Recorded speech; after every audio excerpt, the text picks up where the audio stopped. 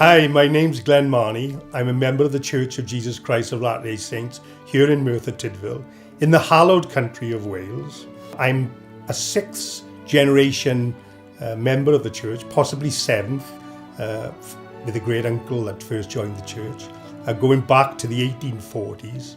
And this Merthyr Tydfil has a huge history, both in terms of industry and the Industrial Revolution, but also the history of the Church of Jesus Christ of Latter-day Saints here. We'll all know of Dan Jones, an amazing orator who actually ran a steamboat along the Mississippi. He became a good friend of Joseph Smith. He was, of course, at Carthage jail with him on the night before Joseph and Hiram were assassinated. Joseph Smith prophesied to Dan that he would not die amidst the mob, but he would actually serve a mission in his beloved country of Wales.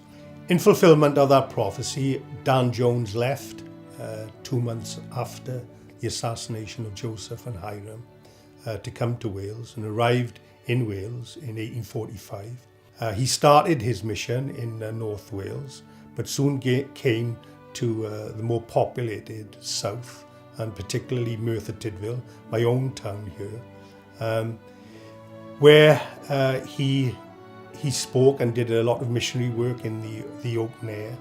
But a lot of the clergy in Wales, in Merthyr Tydfil at the time, started to persecute him for his speeches, his beliefs, and these became extant in the local press. When Dan Jones wanted to give counter-arguments, the press wouldn't allow him.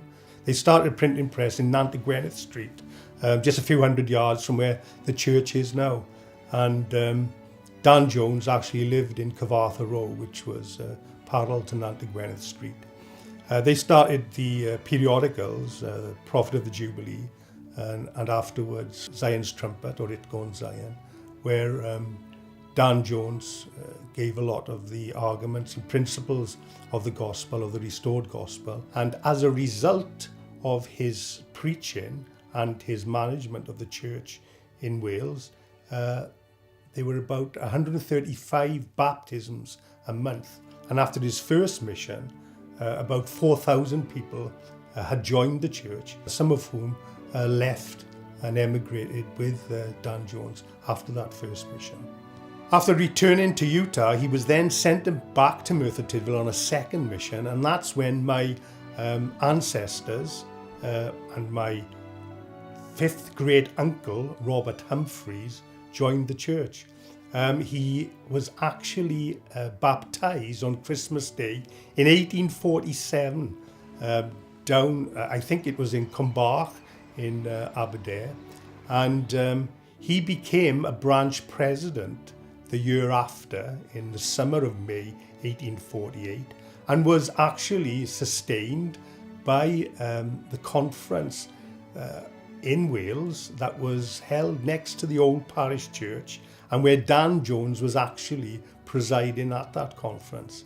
It was in the White Lion Inn, or the old Cymraegyddion Hall in Mill Street, next to the old Merthyr Church. I think he was influential in actually spreading the gospel to his own family. His wife joined, his daughter joined. He was a carpenter, but his brother was a weaver, and his niece married a Moses Jones, who was also a weaver who had come from North Wales, and he became a member of the church and was baptized later on, albeit, in 1862. So Moses and Anne lived on the Brecon Road in houses that are still standing in Merthyr Tydfil, and along with her brothers as woolen weavers and carders and so forth. And Moses actually decided to emigrate to the United States in 1869 and left Anne and the 6 children behind, expecting them to follow later on. Unfortunately, Anne didn't go, and neither did any of the children. Although there is a suggestion that Moses sent money and wanted them to go over, they never did for some reason, perhaps of lack of commitment, perhaps of family breaks, I don't know. The family was left behind on the Brecon Road, as I say. But I know that Moses Jones' sons took an interest in the church, William Jones and David Jones. And they were friendly, it appears they were friendly to missionaries in the 1870s, 80s, in the latter part of the 19th century. Their interest was revitalised, I think, in the 1930s, when a missionary called Evan Arthur came to the town, who had done a number of missions, and taught the family on the Brecon Road.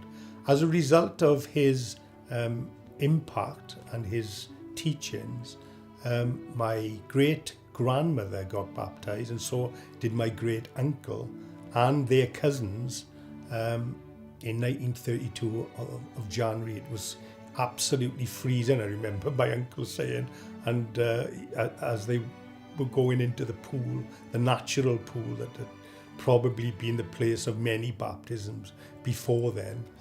So they were baptised in that pool. As a result, the branch then met at members' homes, and later on they established an old hut, as they called it, in Penyard, where my parents were the first to marry there in 1958.